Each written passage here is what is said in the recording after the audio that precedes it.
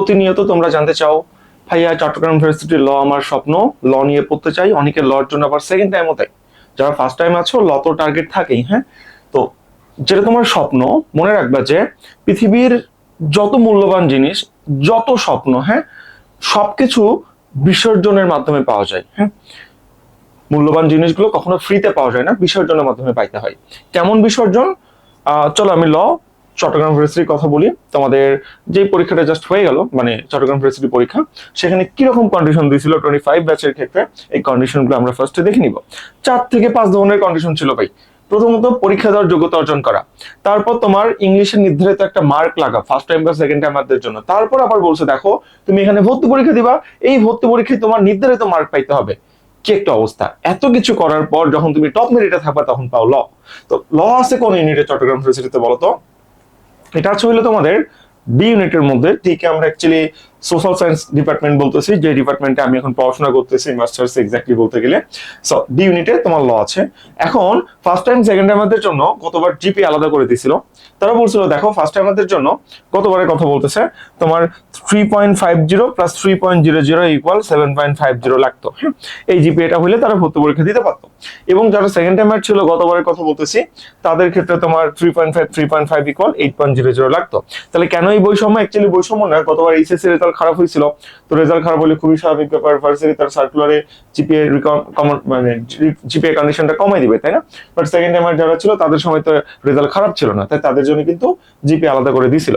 তো তুমি দেখতে পাচ্ছ তোমার যদি মোটামুটি 3.5 থাকে, তুমি যদি সেকেন্ড টাইমার হয়ে থাকো, আর ফার্স্ট টাইম হইলে আশা রাখা যায় 7.50 হইলে তুমি এক্সাম দিতে পারবা। তাহলে ভাইয়া এবার কি জিপিএ কন্ডিশন কমাবে? হ্যাঁ, কমাতেই পারে। পরীক্ষা যদি খারাপ হয় তাহলে অবশ্যই কমাতে পারে, এটা নিয়ে দুশ্চিন্তার কোনো কিছু নাই। ওকে, তাহলে এটা আমরা বললাম। এবার বলবো চট্টগ্রাম ইউনিভার্সিটিতে কারা ভর্তি পরীক্ষা দিতে পারবা, জাস্ট একটুক বলবো, বিস্তারিত আর বলতে চাই না। শর্টকাট কথাই, এসএসসি কত বলতো? এসএসসি হলো তোমার 23, হ্যাঁ, 23 অথবা 24। আর এইচএসসির ক্ষেত্রে কত বলতো? 25 অথবা 26। তুমি যদি এতটুকুর মধ্যে থাকো তাহলে তুমি এক্সাম দিতে পারবা, শর্টকাট কথা। এসএসসি 23 বা 24, এইচএসসি 25 বা 26, এই কন্ডিশনের মধ্যে যদি ম্যাচ করো তাহলে এক্সাম দিতে পারবা। অনেকে তোমরা অনিয়মিত স্টুডেন্ট আছো, তো সেকেন্ড টাইমার আছো, সেশন গ্যাপ ছিল, বিভিন্ন ক্ষেত্রে কোনো কারণে যদি এসএসসি 22 হয়ে যায় তাহলে কিন্তু আর এক্সাম দিতে পারবা না, এটা মাথায় রাখতে হবে। ওকে, এটা আমরা জানি। এবং চট্টগ্রাম ইউনিভার্সিটির ক্ষেত্রে ফার্স্ট টাইমারদের কোনো মার্ক কাটা হয় না, সেকেন্ড টাইমারদের তুমি সেকেন্ড টাইম কেন, এই জন্য টোটাল মার্ক থেকে 3 মার্ক কর্তন করে নেওয়া হয়, যাতে করে বৈষম্য সৃষ্টি না হয় ফার্স্ট টাইমারদের ক্ষেত্রে। এটা একটা কনসেপ্ট। ওকে, এটা আমার বিস্তারিত আলোচনা না, আজকে ল নিয়ে কথা বলবো। চলো, এই কন্ডিশন ফুলফিল করে তুমি এক্সাম দিতে পারলা। এবার বলতেছে ওয়েট, ল পাইতে চাইলে আরো কিছু কন্ডিশন মানতে হবে। কেমন কন্ডিশন মানতে হবে?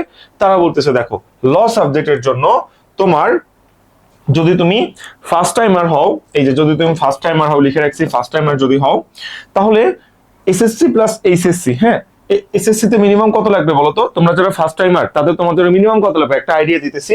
4.00 লাগবে। এইচএসসি তে কত লাগবে? 3.50 লাগবে। টোটাল মিলে আবার কত লাগবে? 8.00 লাগবে।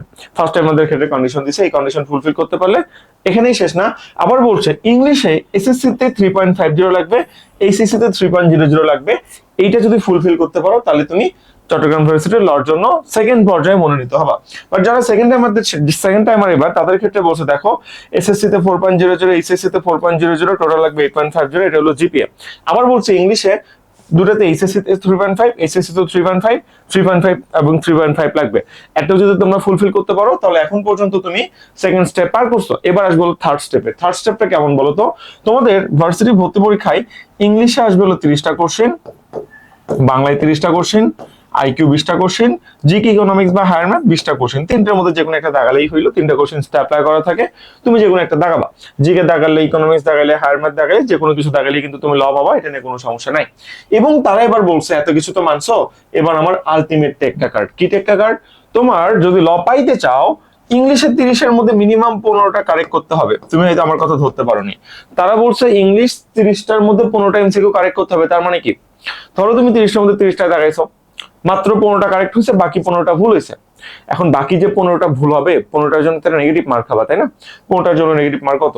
3.75 এর মতো হবে অ্যাকচুয়ালি, যেহেতু একটার জন্য, একটা ভুল দাগানোর জন্য 0.25 করে কেটে নেওয়া হয়। নেগেটিভ মার্ক হইলো তুমি পারো না, দাগাবা না। ভুল কেন দাগাবা? এই ভুল দাগানোর জন্য শাস্তি স্বরূপ টোটাল থেকে প্রত্যেকটা এমসিকিউর জন্য 0.25 করে কেটে নেওয়া হয়। তার মানে তারা বলছে যে তোমার ল পাওয়ার জন্য ইংলিশ 15টা কারেক্ট করতে হবে। এর মানে হইলো যে তুমি জাস্ট 15টা যদি কারেক্ট করো ওকে, বাকি 15টা যদি ভুলও করো, ওই বাকি 15টা ভুলের জন্য নেগেটিভ মার্ক 3.75 যেটা খাবা, কোনো সমস্যা নাই। এটা টোটাল তুমি যদি 70 পাও সেখান থেকে 3.75 কেটে নিবে, কাজ শেষ। বুঝতে পারতেছো? এই 15 থেকে কোনো মার্ক কাটবে না। অর্থাৎ এই যে কন্ডিশনটা, এখানে কাহিনীটা কি বলতো, তোমার জাস্ট কারেক্ট করতে হবে। 30টার মধ্যে 15টা কারেক্ট করো, 30টার মধ্যে 10টা কারেক্ট করো, 20টার মধ্যে 8টা কারেক্ট করো, 20টার মধ্যে 8টা কারেক্ট করো। যদি কারেক্ট করতে পারো তাহলে এবার তুমি লর জন্য মনোনীত হবার শেষ পর্যায়ে। এবার শুধু মনোনীত হইলেই না, তোমার মেরিট দেখা যাবে যে 200, হ্যাঁ 200-র মধ্যে যদি থাকে তাহলে আলটিমেটলি তুমি কিন্তু ল সাবজেক্টটা পাবা, না হলে পাবা না। কারণ ল নিয়ে খুব ডিমান্ড, লর জন্য সায়েন্স আর্টস কমার্স কারো সিট ভাগ করা নাই। এখানে যে আগে চান্স পাবা সেই আগে, মানে সেই বিভাগ থেকে ল সাবজেক্টে কিন্তু আলটিমেটলি পেয়ে যায়। তাহলে ল সাবজেক্টের 3টা ঝামেলা কি বলতো? প্রথমত এক্সাম দিতে হচ্ছে, তারপর তারা বলছে ফার্স্ট টাইম সেকেন্ড টাইমারদের জন্য আলাদা জিপিএ কন্ডিশন, তারপর তারা বলছে ইংলিশের আলাদা জিপিএ কন্ডিশন এসএসসি এবং এইচএসসি এর ক্ষেত্রে, তারপর তারা বলছে তুমি ভর্তি পরীক্ষা দিয়ে মিনিমাম ইংলিশে 15, বাংলা 10, আইকিউ 8 এবং জিকে ইকোনমিক্স বা হায়ার ম্যাথ 8টা এমসিকিউ কারেক্ট করতে হবে। এই একটা কন্ডিশন। এই কন্ডিশন যখন ফুলফিল করবা এবং মেরিট যদি তোমার আশা করা যায় 200-র মধ্যে থাকে, তাহলে মনে করো ল পেয়ে যাচ্ছ।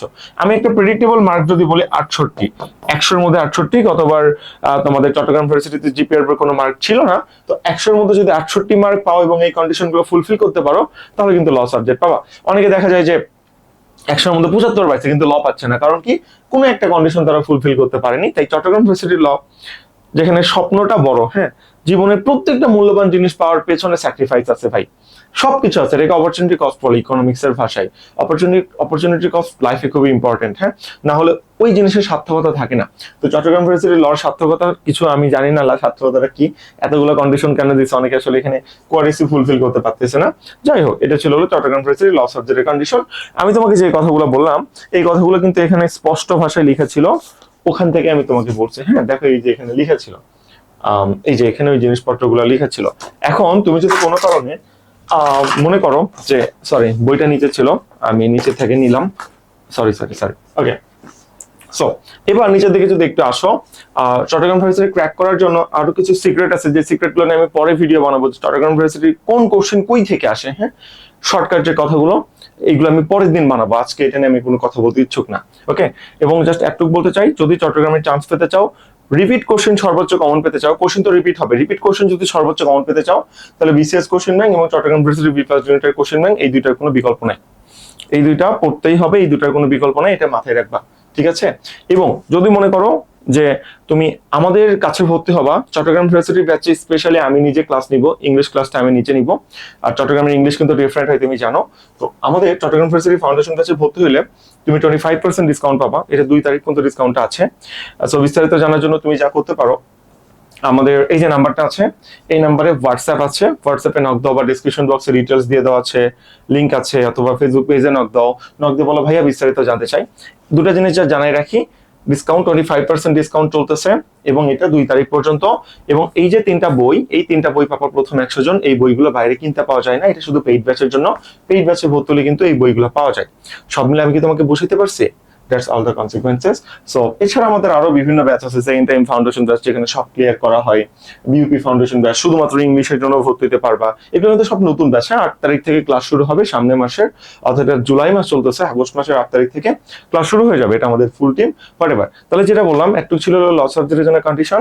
এবং আমি বিশ্বাস করি তুমি যদি আমার সাথে প্রিপারেশন নাও, মানে আমাদের সাথে প্রত্যেকটা সাবজেক্টের উপর আলাদা একটা এক্সাম হবে, লাস্টে অক্সিজেন সাজেশন দেওয়া হবে, এবং চট্টগ্রাম ইউনিভার্সিটির জন্য আমি যতটুকু জানি, আমি মনে প্রাণে বিশ্বাস করি এতটা অন্য কেউ জানা খুবই টাফ, কারণ এটা তো আমার ইউনিভার্সিটি, আমি তো এটা নিয়ে কাজ করি বেশিরভাগ। So that's all about the consequences. তোমরা যারা ল নিয়ে জানতে চাইছিলা, একটা ডেডিকেটেড ভিডিও ছিল তোমাদের জন্য। আল্লাহ হাফেজ।